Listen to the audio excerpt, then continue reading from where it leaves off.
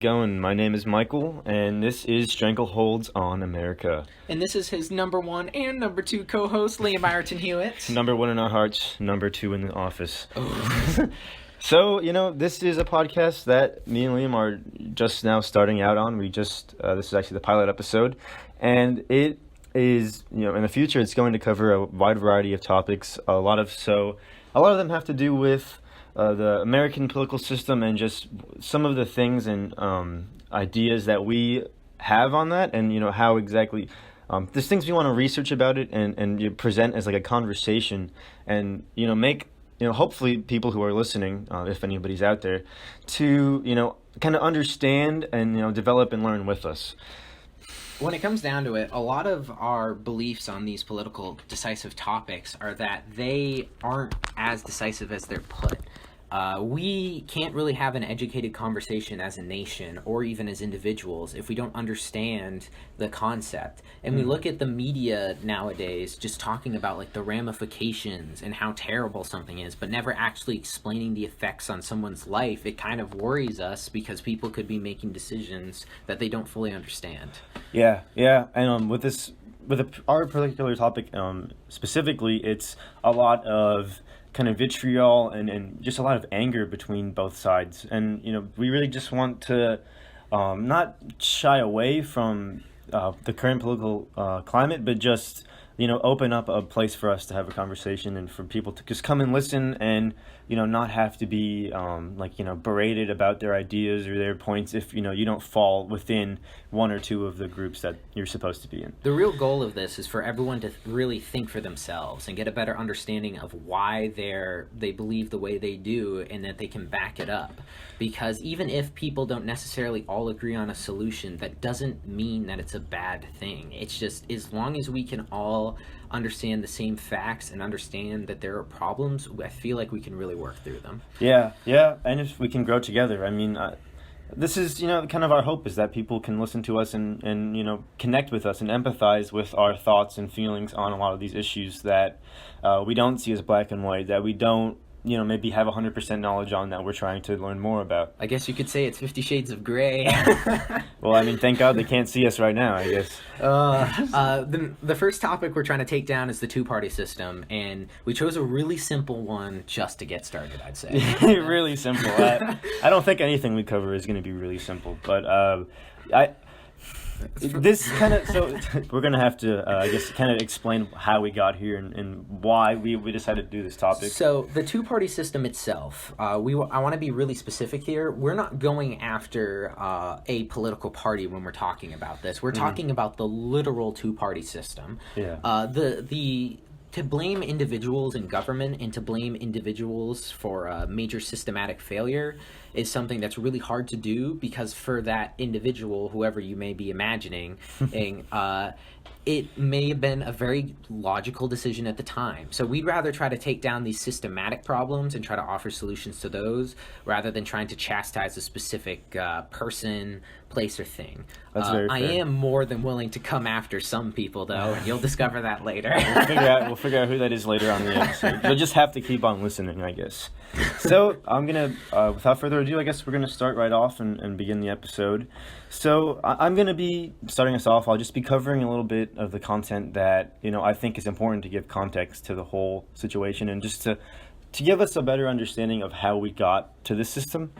Because as me and Liam kind of talked about when we were thinking about doing this episode, we really just, had no part to play in that. We didn't understand why or how. It's just kind of how it is.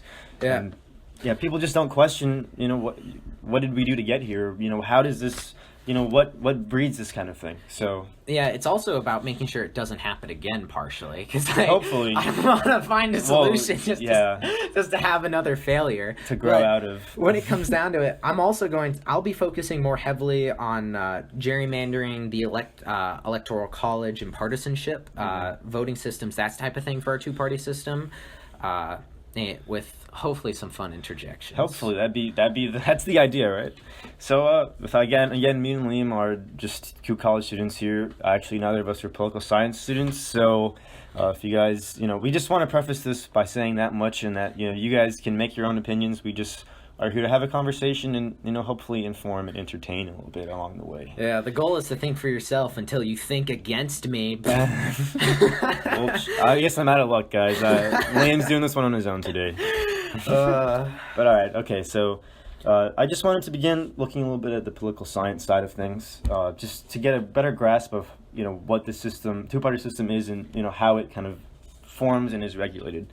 So, inevitably, if you look online, if you try to search up, two-party systems, you're going to get the same results. You're going to get led back to the same person, and that is Maurice Duverger. As a little bit better than the last one. Excellent pronunciation this time. He's a French, if you could tell, political scientist from the 20th century. And he created what is known as Duverger's law. And it essentially equates the idea of a state's electoral system with the number of political parties that are in play in that country.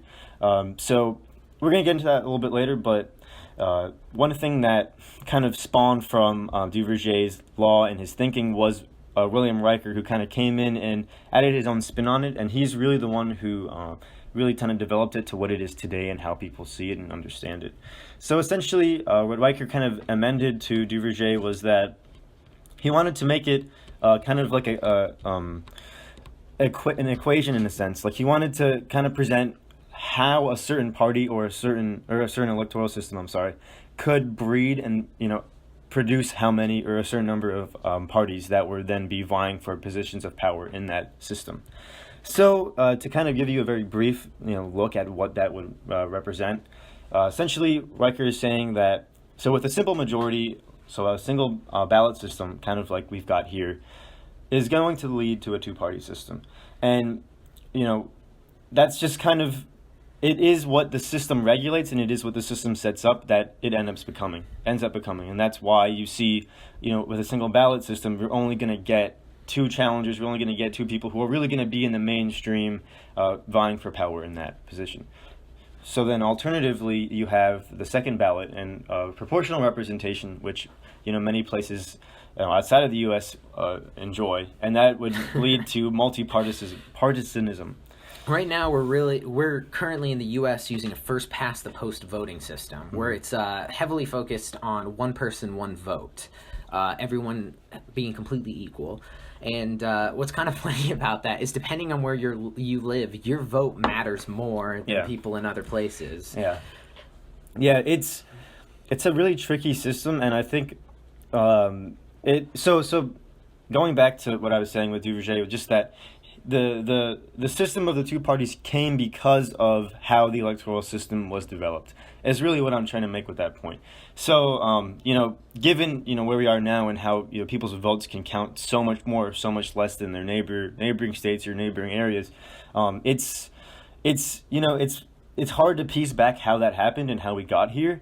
But I think we can all agree that this is something that we kind of want to look more into, and something that. Hopefully we can get a little bit of context on. What's really interesting to me whenever we talk about the two-party system and how it's been built up is how the founders themselves weren't really going for this. Specifically in the Washington Farewell Address, he warned us about a two-party system attacking and taking over the government. He felt that it was basically one of the biggest trials we might have to overcome, or one of the biggest problems with our democracy. And even so, all the founding fathers from anti-federalists to federalists, jumped on the boat and became political party supporters immediately after his term was over. So I'd say his speech was effective for maybe a few months. He's rolling over in his grave listening to this podcast. Oh, he's crying in his own way. And what's really amazing to all of this to me is how the framers of the Constitution were really trying to break up our federal system so that we could try to have as much conversation as possible and as much ideas going through as many parties, as many budding debates. And nowadays, I don't see that as being entirely plausible, in the sense that the Senate only has so much time of the day. Yeah. Well, and just, if you even take it outside of those in power and just people, everyday people trying to have a conversation or trying to pick their candidate. It comes down to, at the end of the day, if you're going to a ballot, it's literally just which candidate is better or which candidate is not worse in a lot of ways. That is what ends up happening a lot in these systems. And I mean, we're going to get into some of the specific pros and cons of the system and a little bit later. But I just, that's a really big thing to mention, is that it's kind of developed, and I think it's something that this country has seen for a while. So I think we should. I don't know. We'll get into where we're going to go in the future, but I just, there's a lot to piece together and a lot to understand here. And whisk us away. Yeah, of course I will. So, again, looking back, taking this to America, looking at what Duverger was saying with our system specifically, like Liam was saying, we have a predominantly winner-take-all system. So if you think the Electoral College, there's only there's two people on the ballot. One of them will win, and then that's what happens. Boiling it down, the system will only give lead to a single political party or group that can elect every officer within a given district or jurisdiction. So it is a numbing down of, who can be brought to power and who is eligible to be brought to power. And it just kind of creates these, again, party lines that in many ways can, separate us and can kind of, go against what they're supposed to be for. Especially with how these two-party systems only having one vote and the idea of spoiler candidates being a big deal that a lot of people kind of struggle to not only choose because there's a big expectation here in America that you are to understand everything and have an opinion on every subject. Yeah. That kind of bothers me a little bit, because even if you have all the time in the world, there's still a level of depth that you just can't reach into some of these things. But that's like, people, if you're within parties, you're just supposed to have this one mentality, and you can't cross over. You can't, think for yourself in a way. You can't, you're stuck to the confines of Democrat or Republican. Oh, I agree. And that, again, like what you're saying, where people, want to they don't even want to do their research. They're expected to do their research, but at the same time, if they're within one of these parties, they don't really have to think if the party's telling them, hey, this is good, this is bad, this is who you're voting for, because they're a Democrat, because they're a Republican. And these are a lot of the issues that come up with the system. Yeah, I think the framing of it is also a big problem, because they don't really treat it as a gray area, in the sense that to pick something very divisive like abortions, most people don't sit on either extreme. No. Constantly calling for every abortion to be saved, or constantly calling for just abortions for whoever so desires. Most people sit in the middle, kind of just believing that they should trust in themselves and that it's their decision to make ultimately. That's and so that lack of gray area and that lack of representation of what an independent can be and finding your own ideas just feels like it's underrepresented. It is. I mean, that is essentially the two-party system. There's no room for third parties, which we'll get into a little bit later. So, going back to Duverger's law again, as we said, our current electoral system has wrought us what the current political climate we are in. It has established this two-party system, and something that America this is something that America has withheld for the past 170 years. Holy crap! And that 170 years is just the two Democrat and Republican parties. Obviously switching between each other and changing names, flipping that, but it's insane to think about that. Switch. Yeah, maybe we'll get into that. But that's a lot. That's a topic for another day. But for the ramifications we see today.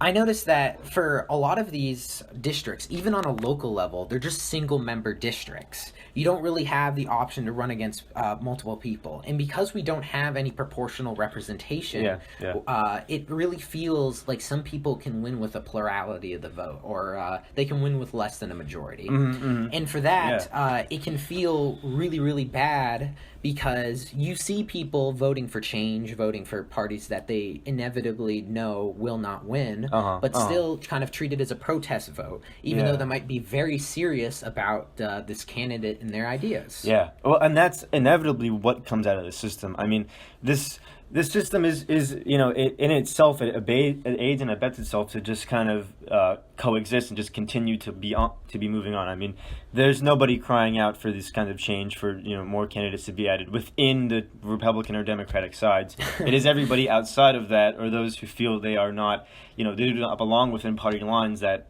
want to find something else, that want another choice. Yeah, I think the recent elections have really highlighted that, because a lot of people haven't agreed with either candidate for whatever fault they may find in the both of them.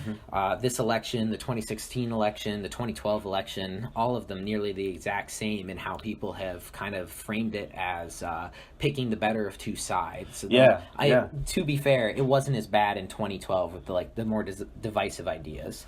That kind of that setup and that push for getting more ideas into politics and kind of moving the Overton window, or what we're willing to discuss in politics, it's kind of difficult, because even if we wanted to try to bring in the idea of bringing more candidates, it's so against the interests of those who are in power. Well, it's very hard to get them to regulate themselves. Yeah, exactly. They're currently just regulating themselves. I mean, there's plenty of examples to bring up that have shown that, which we'll most likely cover later on. But it's just it's kind of scary, kind of intimidating to think of. So with that context and that background of our system and what we have, I thought it'd be good to present a couple of pros and cons behind this single winner district system. So to begin, we'll hit the pros first, and we've got a positive man here. Yeah, call me an optimist. So jump in, Liam. I really want to hear your opinion. So personally, for me, I think the two-party system isn't necessarily bad. Okay. With the sole problem being really compromise and partisanship. At the very core of a democracy is compromise, and everyone agrees that people should compromise, and that when it comes down to it, we're really just both going to walk away unhappy. For most solutions, for most ideas, we're just not going to win with a landslide.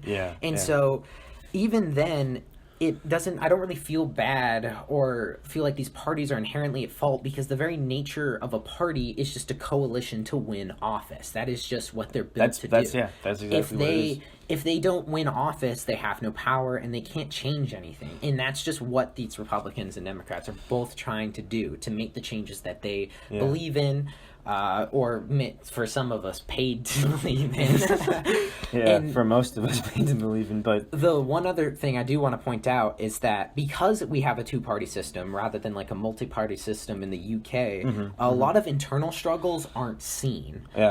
We just see like a very forward-facing, like, this party believes in this party believes in this, with a few deviations depending on the politician. But those internal like party struggles of what they should believe in aren't really shown to us, rather than it being actively demonstrated in daily life when it's a multi-party system, as each party is just duking it out for their different beliefs. And the biggest difference with the multi-party system is that they are, it's within their interest to work together to understand and compromise. They have to. And, within our system, it's pretty much a game of running in circles, where one party's elected, one term, they may be elected again, and then the next party comes in, and it's pretty much just like dismantling what was previously there, and then they kind of instill their own ideas, and it just becomes an endless loop. I mean, it's frustrating to say the least, but I guess running in a circle is insanity if you do it over and over. We're definitely in the cons now, but I wanted to get to some of the pros that this system can have. So some of the kind of easier ones. It does give some stability for the government, so it makes it a lot easier for groups to kind of coalesce and to have people backing them. So in that regard, it makes things a little bit easier in that regard. It also kind of discourages the radical minor parties, which depending on what parties you're talking about, that could be good or bad. They could also, those radical minor parties, be small segments of the larger party that could be suppressing them, which could be very helpful. That is also true. Yeah. And whether you believe in those radical parties, or if you even believe them to be radical, the suppression can be seen in another number of ways, but there is definite suppression from both sides. No, I agree. But I mean, the thinking there is that people, these groups that let's just say the alt-right or some group like that, Yeah. in a multi-party system, could potentially, based on certain districts and where they're voting, could have more power than they currently do now, like actual seats or possible they could have their voices heard on a much higher level. But in that regard, I think that's something that, I don't know, we have to kind of face as we go. It's hard to use that as a just one specific example like that as a way of discouraging changing the system or looking into something that might promote the ideas of the total. Yeah, I think when we have radical minor parties, they normally come from a level, they don't necessarily come from people hating the status quo. They're just so deeply unsatisfied with how their lives might be going, with the fact that they see no change that they desire, that they just move to more extreme ideologies to try to find that hope. Or that say, just find that place to speak out and yet be heard.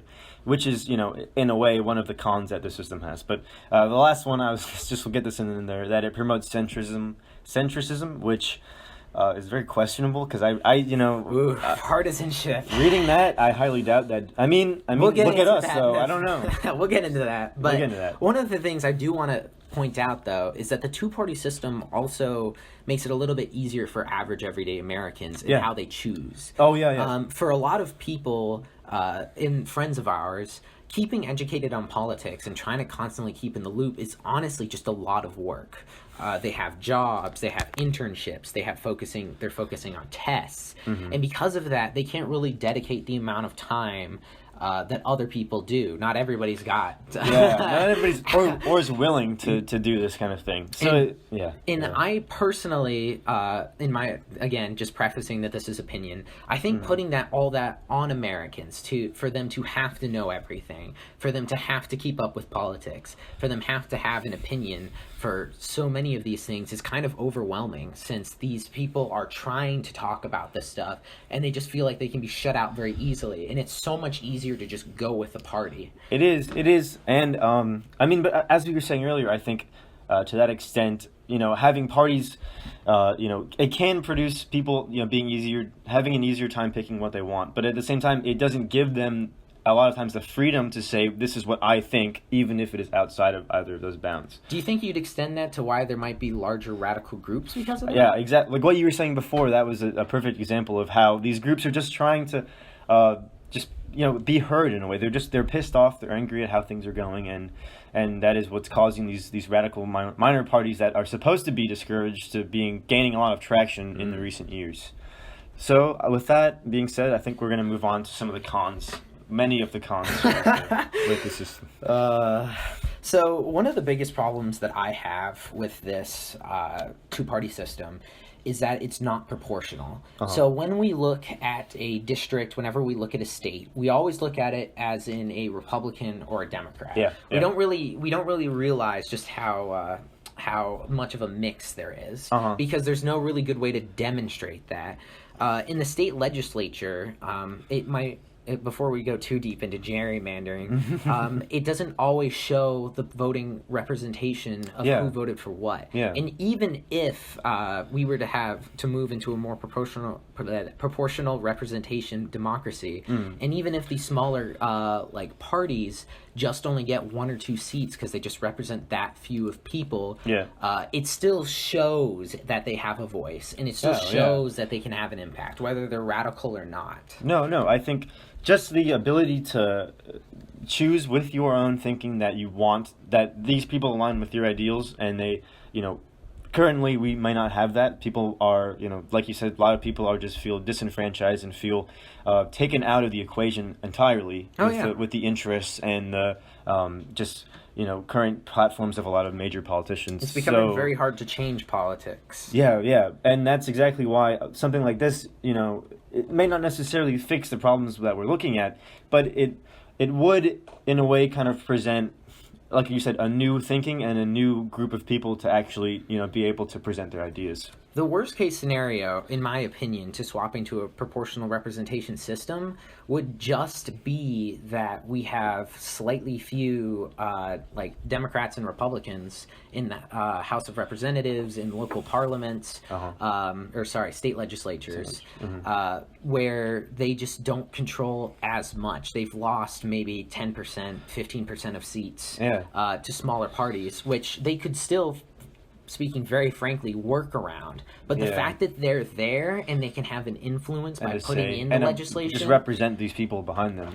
I feel like that could be a really good outlet. That is huge. And you know, this system would, you know, require these parties to work together more than they currently, you know, work together in quotation marks currently have to do. So it there's a lot of different things going on, and I think it's a huge topic to hit on, but I think it's something that just we have to keep in mind, and we have to, you know, just because the system is the way it is now doesn't mean it has to stay that way. And I think that's something that a lot of people have not anger against, but they just, you know, it seems surmountable and it seems like this huge thing, but I don't know. I think that it very realistically could change if we wanted it to.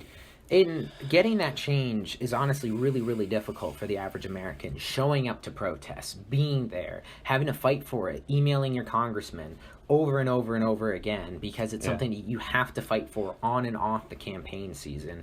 And that's really, really difficult. On top of the fact that to change something this ingrained in the system is really hard, because what's essentially happening is a winner, we have one person winning, and then we have the other party is like disagreeing with them. Everyone's trying to strategically vote for whoever they agree the most with, because frankly, a two-party system is literally incapable of covering every issue. They can't. Yeah, no, that's the biggest issue. One of the biggest issues I take with it is that they have to represent this small sect, well, not small, but this sect of people, and then they have to counterpoint the other side. So in every way, it's going to be right versus left, and that, you know, that isn't inherently it's not inherently bad. It's not bad, but as long as they can reach compromise. Yes, as long as they can connect, and you know, I hate to say reach across the aisle, but reach across the aisle and actually, you know, speak things out and you know, make some meaningful change. And that's just something we just see absent right now in our political landscape. In a later topic, we can really discuss and dive into why we feel like these parties have become more ideologically extreme. But we definitely want to focus on just the two parties for this particular episode. Yeah. So for this particular two-party system, what keeps happening is we have someone winning, the loser maybe with 30-40% of the vote, maybe even more votes than the actual more popular votes.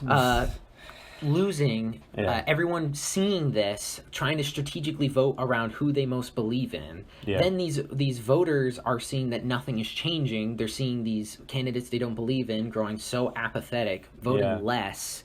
So then all of these minor parties are trying to pop up, and whenever they do, they're discouraged. They're stopped from getting on the ballot because the two-party system is what is in control of the laws and is able to make laws to make it more difficult for these third-party systems. And then there's fewer third-party systems, and as we had stated before, the third-party system, the party is a coalition to win office. So if the third party are not winning, they're failing as a party, so then they fall apart. So then it's just a perpetuation where the two parties just keep winning and fighting between each other, and it's nearly impossible to break that, because frankly speaking, if I was in one of those parties in a governor, I wouldn't want to dilute my own power. Why would you want to go against yourself and go against your party's interest by, you know, wanting to be more open to other people joining in with you and having conversations? So I want to go back to something you were talking about with the strategic voting, because that is something that is probably one of the just most blatant and one of the worst things that the two-party system can really create. And that is kind of how a lot of third parties and, you know, alternative candidates are just completely dissolved and just not even, you know, given the time of day. So if you look back to 2016, the very, very derisive election between, you know, Hillary Clinton and Trump, you can see this kind of concept is huge in that. It's that the people voting the third party, the people who most likely would have been Democrat, voting outside of that for somebody they felt, you know, for whatever reason, it doesn't even, I don't know, I don't want to speak for voters, but just people who maybe didn't like their choices, because, you know, it's literally which one A do you like protest vote less? for them. A protest vote, we could say, but even then, it's a protest vote makes it seem like they're not voting. It's a vote. I mean, like they have just as much say as anybody else. That's a good But point. it just becomes this thing. It's just a wasted vote. It's what people think of it as, and that's kind of the biggest issue that these third parties can't seem to jump over, is that they're always going to be considered, taking away from the popular side, from the two main parties, and that's something that hasn't happened before in American politics, and I highly doubt would actually happen. So again, they don't support, and then, minor parties may be formed, but then they're discouraged again because it's like you're wasting your vote for giving it to them. So it's really just this, again, it's a system. It's a perpetuating system, and I don't know. I mean, it's... Breaking that is extremely difficult, Yeah. especially when it's so uphill. It would probably require a grassroots movement of the kind that we've rarely seen before. I would agree with that. Again, I don't know. People are... I'm hopeful. I don't know. I'm optimistic, but... If I can segue a tiny bit, Yeah. one of the biggest things that's really holding this two-party system up for me, or at least in my opinion, is for gerrymandering. So essentially, I'm sure a lot of people know exactly what it is. Where basically you're drawing districts in order to disadvantage parties. Gerrymandering has already been ruled illegal to do against people, like as in to disadvantage minorities or anything like that, because that's a direct front against their constitutional rights. So what they do is they very explicitly say to court judges or whoever they might be trying to appoint these maps for specifically the senates of these states. The senates and legislatures, that they're basically saying that they're doing it specifically to screw over the other party. You can Google... And that's 100% legal for them to do. Yes. Which is asinine to... when I heard that, I was dumbfounded. That's insane to me. That is not frowned upon at all. It's very disappointing because these members are obviously getting very direct benefits from the gerrymandering that they're doing, giving them more power than they should have. Exactly. Just making it unequal between themselves. Making and it even less opponents. of a representative democracy in our case. Exactly, yeah. And what gets me about it is that one, we allowed them to have that power. Yeah. And two, that the fix for this there actually is one that a lot of people are trying to push right now. So essentially they have an AI being built that generates maps. Okay. They generate maps based off of ethnicity staying together. They generate maps based off of income. Really in whatever you want to hold together for a district, whatever you want to focus it on. Yeah. Because districts don't necessarily have to be blocks. Or like just straight like... It doesn't have to be perfect, no. Because most of America is not a straight perfect line. The poor people in freaking North Dakota and South Dakota would probably speak otherwise. But for most of us, it's not really about what it's shaped like. It's about what it represents. Yeah. It's that the community that is in that district and is being, the voters, the people being followed. And so what they'd like to see is these AIs building there's thousands and thousands of maps, and then just having the legislature pick some based off of what they prioritize most. If they in their particular state believe that ethnicity or keeping like those of particularly wealth statuses together, they can just focus on that. Yeah. Whether or not that advantages or disadvantages the party, there will probably find some way that they can get an advantage.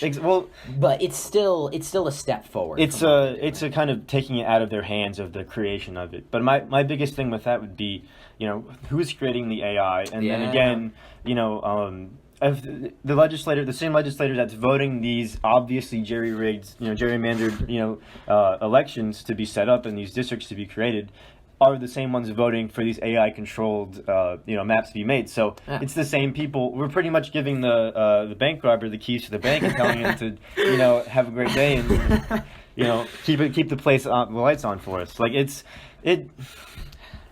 think it's bigger. It's bigger than just who makes the maps and who does that. But I partially disagree a little bit. I really do think that is one of the better solutions we have come up with so far.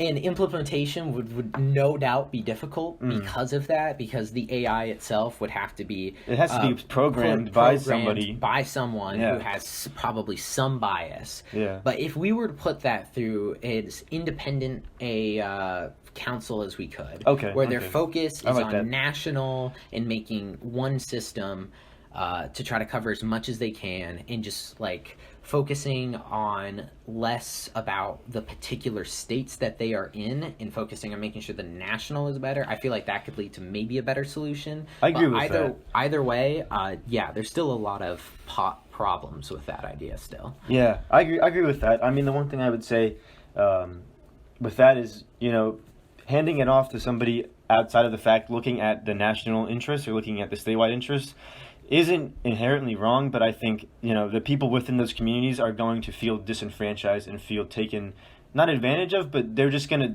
it's going to separate themselves out of the equation. They're not going to feel like they're being, focused on. They're going to feel like they're just a part of a system. They're not going to feel, I guess, as represented in that regard, I would think. I can definitely see that. But, it's nothing's perfect. There's no solutions. We're just spitballing here. I mean, this isn't...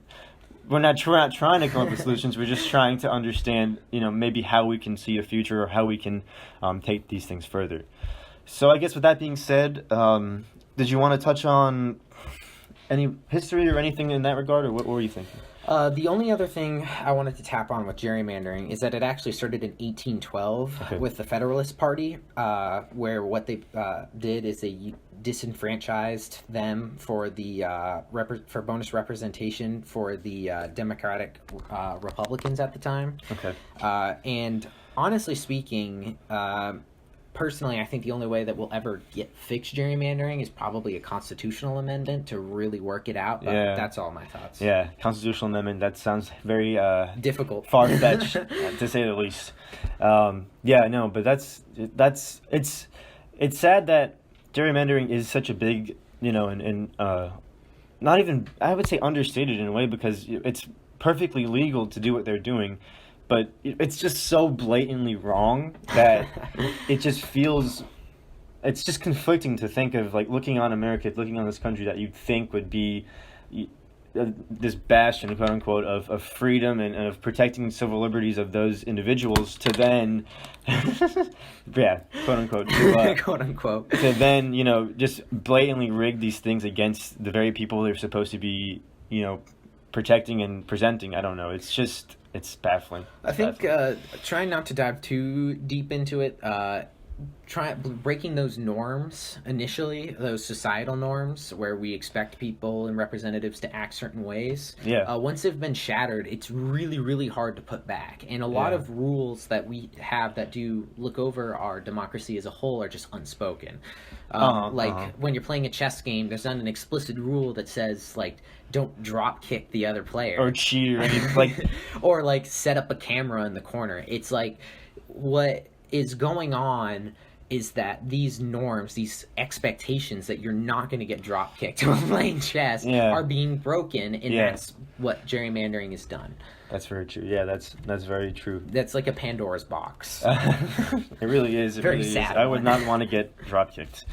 But so I think going forward, we're going to look a little bit more into our current party system. So essentially, America's been divided between party systems, ever since, after Washington passed away, and that was the end of the single rule. Where you could even argue before with Federalists and Anti-Federalists. But essentially, we've just kind of, as I said, we've developed the last 170 years between these two parties, and so I wanted to talk a little bit about our current climate and our current, which is called the sixth party system that we are currently living through. Just to give an idea of, what issues spawn this debate and what issues just currently are being, focused on and that kind of thing. So the biggest thing with this was that it's kind of up for debate on when the sixth party system really started off. A lot of people will say that it began in the late 1960s, and that's kind of the consensus that I've seen. But it's not 100% on that, and there's a lot of people who might say otherwise. But one of the things that really focused and really is what caused the shift from the fifth to the sixth party system was the this concept that key looks at, where he's looking at a move from critical realignment, which was kind of like FDR's movement with the New Deal and those kinds of movements, All right. to then the six-party formation, which really focuses on a secular realignment. So it's like going back and rehashing more like Republican versus Democrat with like conservative ideals and that kind of thing, which we'll go into in a little bit. So by six-party formation with secular realignment, just to make sure I'm understanding properly, you're saying that they basically returned to their core values and then focused more on competition between the two? Yeah. That's kind of the in his theory, that's kind of where the sixth party formation is going to begin, is when those values and those ideas of secularism are going to kind of return, and people are going to kind of focus on that. And then we would transition to the sixth party. And so what we kind of see is these four main topics that are kind of central for this new sixth party system. And these are kind of like the kind of like border issues, the things that kind of spawn this whole new move and this new party formation. So the first one was the realignment of the South, just becoming a Republican bastion, which some would say is largely triggered by the contested topics of civil rights and race. So that was the flipping from Democrat to Republican of the South, which was late in the late 1960s at the hands of the civil rights movement and those kinds of things. That's the first point. Gotcha. The next point would be a new emergence of cultural issues, which were an important factor in elections. So that again is kind of that return to values, and that return to thinking as a culture, thinking as a group, instead of thinking nationally or thinking within the party. So it's kind of these changing ideals within these two parties that we see within the six-party system. So the next one was this decline and resurgence of partisanism. So really the decline of that was within the 1980s, when a lot of politicians were moving away from party and moving towards figureheads. They were just becoming these voices, these people who would just present themselves. I think Reagan is a great example, where they didn't have to be a politician to be somebody who could be representing the public. They were just a persona in a way, and that was what a lot of people aligned themselves with for a long time. And then we see this kind of return to partisanism, which was kind of like, as we were talking in the 2000s, where you see this big divide and you see the divisiveness between the parties again. You see a lot of, anger and connection there. To be a little bit more, to build on that point just really quick, based on voteview.com, where they basically took an assembly of all of the voting habits of Republicans and Democrats, that's where we're pulling that data from. From about the 2000s on, they slowly started drifting apart from each other, in that Democrats and Republicans both stopped crossing for compromising and voting against party lines. Yeah, and that's, again, the last part was that they were this close division between the parties. So it was just this ever-expanding divide that separated them. So would you say that was the decline of the moderate Democrat and the moderate Republican? Yeah, I would definitely say that, because that's really where you see, in this sixth party, is where you see a lot of the conservatives becoming the new norm in the South and becoming this bastion of Republican voters. So, this kind of system represents just the issues that people are going through at the time, and just kind of, how the parties are aligning themselves with each other. Well, that's actually almost too perfect of a segue into partisanship. Oh, yeah. But essentially, when we're looking at our current two-party system with its breakup and the sixth-party system, and how it's kind of forcing parties to go away from each other, it really gets to me, because one, this was primarily caused by the focus on their beliefs and staying true to their core values.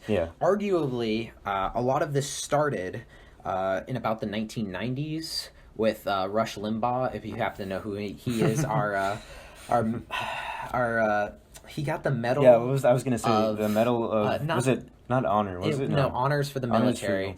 But he got the Presidential Medal of Freedom just this year. Yeah, recently. Where he started a talk show because he felt like conservative views weren't being properly represented for the media. And that change, as Republicans started also defunding Congress at the same time, and it started really straining the norms of lawmaking. Where with tapping on what I talked about previously, breaking those untold rules. Yeah. Yeah. So the Republicans were basically kind of chipping away at that slowly, really testing the boundaries. Rush Limbaugh, what essentially he did is he started this talk show radio to make sure that conservative thoughts could be heard. Yeah. And so he built on this, and it slowly grew more and more into a few wildly predecessors, successful. Yeah. into Fox News that we have now, Yeah. where it we could primarily put it on him and his points were definitely not new, but they weren't being echoed, I think, to the same extent that we see now at all. But they were, I think, looking at Rush Limbaugh specifically and the conservative values that he purports, I really think that was very distinct to conservatism, because I really don't find that those same ideals or those same comments that he was making would have fit if a Democrat had tried to make a similar situation. Like, making the radio show in that situation, in that regard, with the content and the ideas that Rush was trying to present, it made it much more entertaining. It made it much more relatable for the people, again, that we said were disenfranchised, that felt rejected, that felt outside of the already barren landscape that was politics. And so that kind of built up into the 2000s, when Republicans started going after state legislatures to strengthen their power in the Congress. And then that pretty much brings us, that's about the 2000 to 2010s, when we finally had Obama. Obama was relatively decisive, not necessarily in what he did, because he definitely made some decisive decisions, but it's what he represented. Because during Bush, the Democrats weren't angels. I'm totally not going to freaking sugarcoat this, but they only really worked with him on education reform and tax cuts. But what is different about Obama's years is that Mitch McConnell really just used the filibuster and tried to stop as much as he could while the Republicans weren't in power.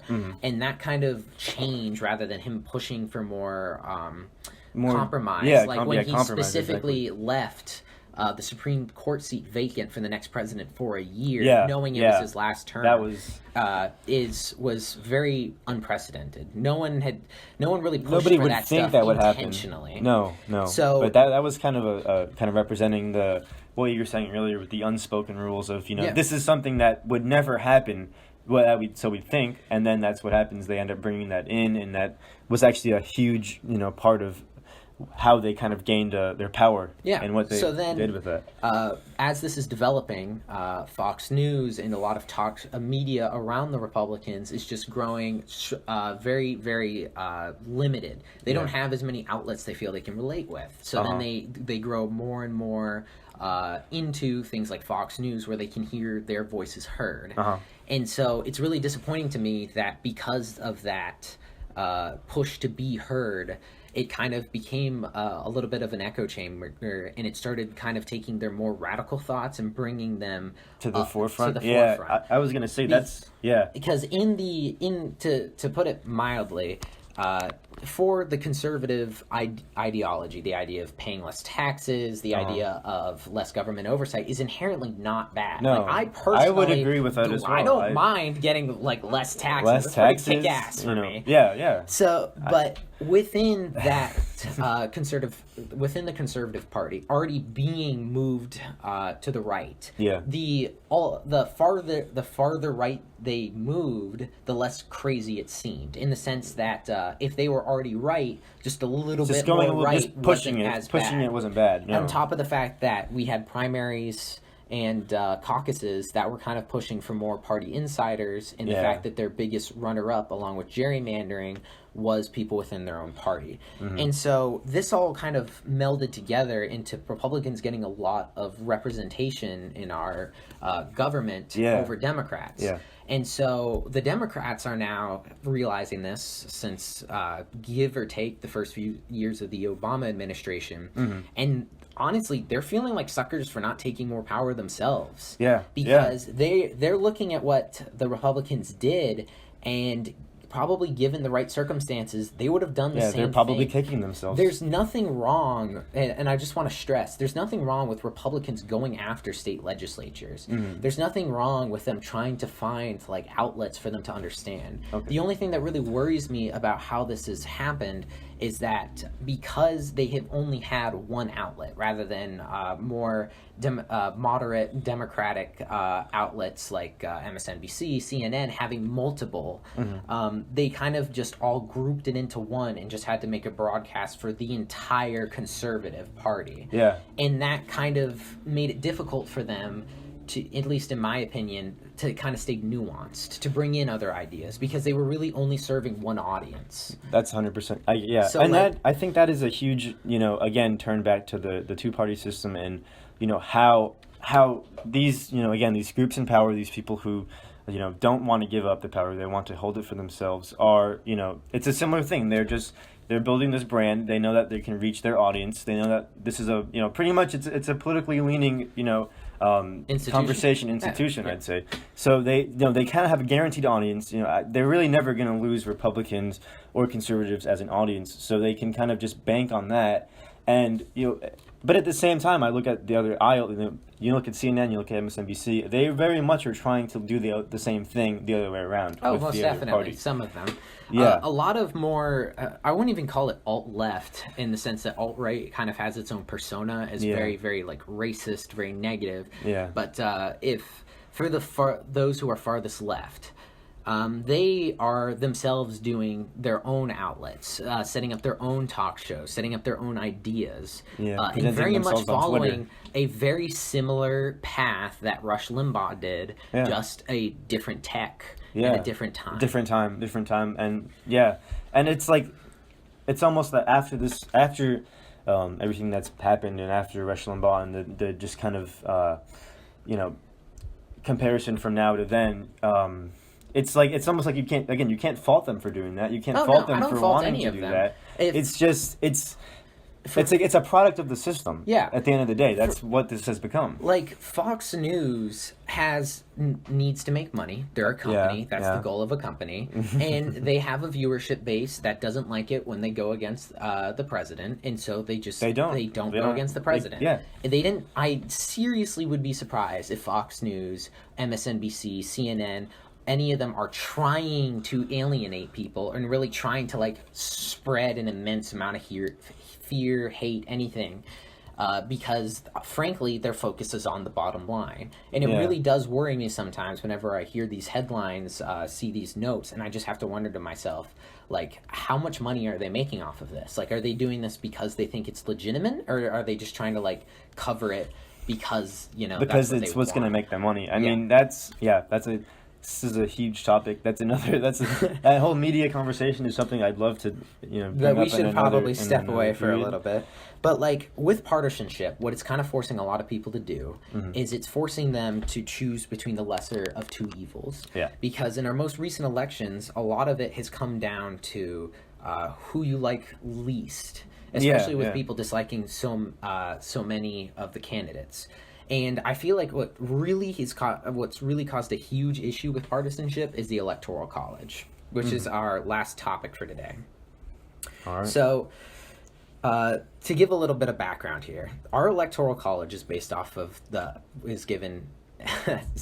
every state is given two votes for the Electoral College, and the rest are distributed by the population. Yeah. It's known as the Huntington Hill method, where they're trying to bring the difference in the proportion of representation for each state as close as possible. Yeah. So rather than picking the state that has like the most, the highest, the highest like population towards like representation, i.e. one person represented by 700,000, then giving it one dropping to 350,000.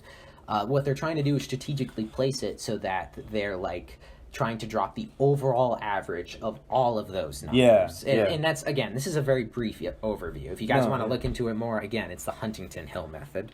So essentially what's going on is they're kind of paring down these different places. Well, and Oh, sorry. Continue. I don't want to. And there's really with the Electoral College, you can win the presidency, which is 25% of the population. Jesus.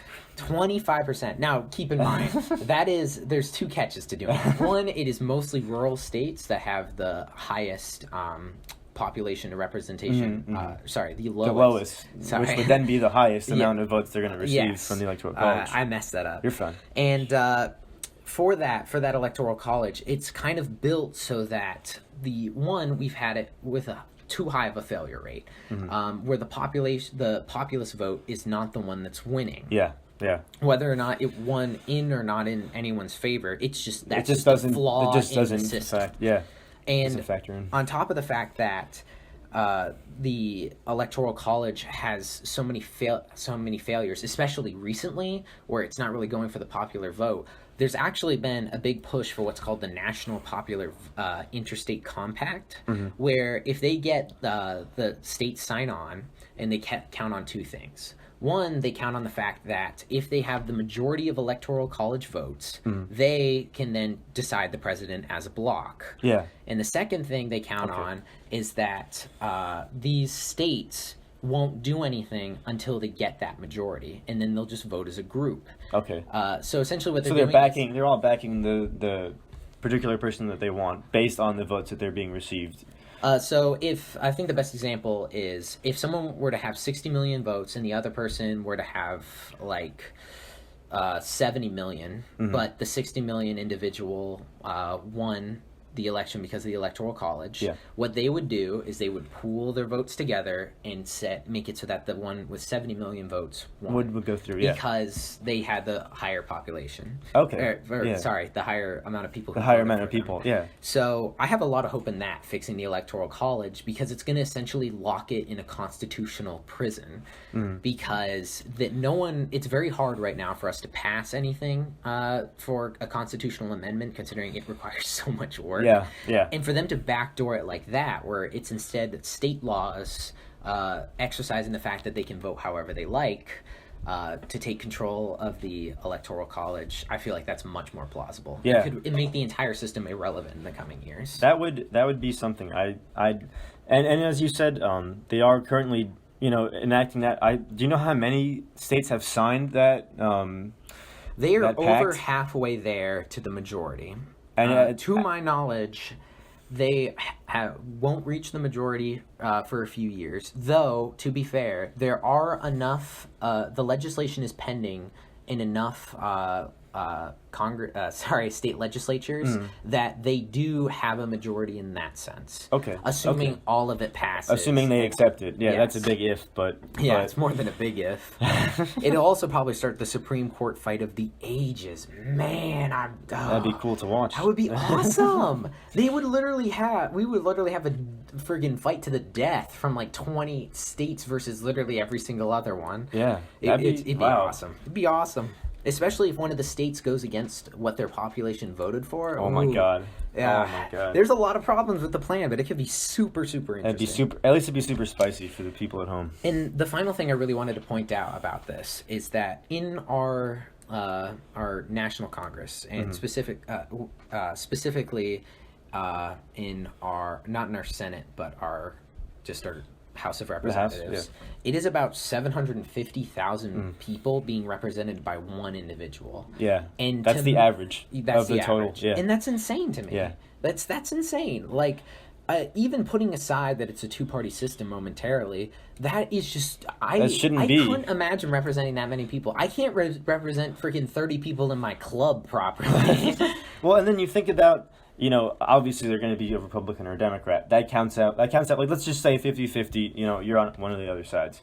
That's pretty much, you're alienating half of the people you're supposed to be representing just because the two parties are the way they are. You'd be alienating the minority of whoever you are. Either way, the minority is never going to be represented. I mean, that's just how it's going to be in the system. I would say in a two-party system, the minority could theoretically gain power by trying to take up a place as a independent major independence group or voting bloc that the Congress or the parties need to sway.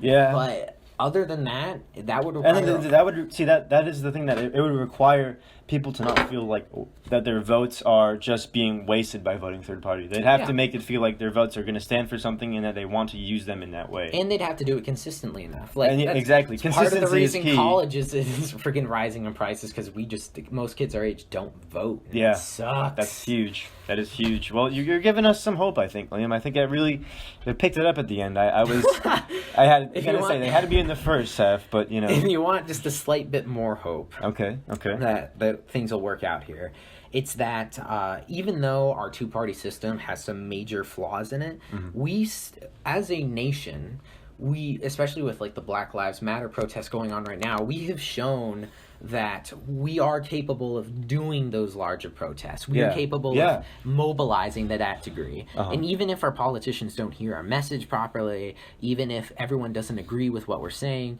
the fact that it is possible to do, and the fact that... It's refreshing. It's refreshing to think that people can come together for that kind of change. I mean... there's a lot of factors going into, why people are protesting, and, just the ability to protest, given that so many people are laid off currently. Yeah. Is a huge part of it. There's a lot of catches, but still, the fact that we can mobilize that many people for an idea is just... It's pretty cool to see. It's pretty satisfying to, be hopeful about. Hopefully. That's a good point. That's what I'm most hopeful for. I mean, I really hope that, out of all of this, out of, how awful things have been and how just uncertain times are, there's still a way that we can come together and rally behind each other based on our ideas and based on, what we feel about and how we want to change things. So I think, based on that, I'm also pretty hopeful. I mean, again, only time will tell what happens, but... I don't know. I think, fingers crossed. I don't know what to say. So hopeful. If I'm being, with a final note here, when it comes down to it, what really is the hardest part about politics, especially for people our age, who are like in college, just graduating, is that the fact that we have to constantly stay on this stuff and we have to constantly stay informed can just be very overwhelming. And it brings me a lot of hope that we can mobilize as many people, that we can get everyone on the same page, at least essentially having the conversation. And even if we don't necessarily agree, and that the fact that we can start those conversations is just that's a step awesome. forward. I mean that is, in my mind, the only way, around these divisive issues and these, the party politics that we have is by just reestablishing that we are, human beings, and that we each have, a commonality in that. And that, at the most basic level, if you can't find anything else about someone else, let's just say they're of the other party, don't put politics into it. Just, level with them, try to understand them at that level, at a very basic level, because I feel like it's just so hard, and it has become so black and white that it's just... people don't see it that way anymore, and I think that's something people need to do more of. Yeah, I think when it boils down to it, especially when I talk to people about different ideas, it's very, very easy for me to just let the YouTube algorithm, to let Google, to let my friend group focus around just people who believe in what I believe, because inherently I will have more connections to them. Inherently they will want to hang around me more. It'll be a longer bond between you two. And it's hard to actively hunt out that opposition. But when it comes down to it, I strongly believe I will live a much better life knowing more stories, knowing more opposition, because if I can put a face to what I'm arguing against, and I can put a face to who it could affect, you can understand so much more. It's so much easier to be empathetic. Yes, exactly. That's where I'm hopeful that people, and I mean, I don't want to go too far into the weeds about this, but I think the internet can, really have a good and positive role to play if we so choose to, spread ourselves out and be more open to those, opposing us or those with other different views. Do you have any closing thoughts on our two-party system episode? I thought it was pretty good. I mean, we covered a lot. It was a big topic. I think we had some good points, and I think, we've got some things to be hopeful about. Did you have anything you wanted to add? I think the only thing the only thing I'm going to throw left at the two-party system is that I personally think we would probably be in a better situation if we didn't, if we If we weren't moved in a out of it? two-party system. Uh-huh. But then, of course, I'm young and I have time to make You've mistakes. got time to change these I would things. much rather see us try and fail on a lot of these new ideas and Then at just least try shake them. our heads and not do it. Yeah, sit in the sand. I 100% agree with you. I think that is a Ooh, some very classic closing thoughts there. Anyways, thank you for listening. Yep, thank you, I am guys. co-host number 1 and number 2, Liam. and Liam, and I'm Michael Fiorello, and that was our first episode. We hope you guys enjoyed, and hopefully when you guys are seeing this, there will be other episodes posted alongside this. So we just would like to thank you guys for listening to us, and would highly recommend you check our other ones out, because they're going to be a little bit better than this one. We'll figure it out with time. Yeah. Thank you.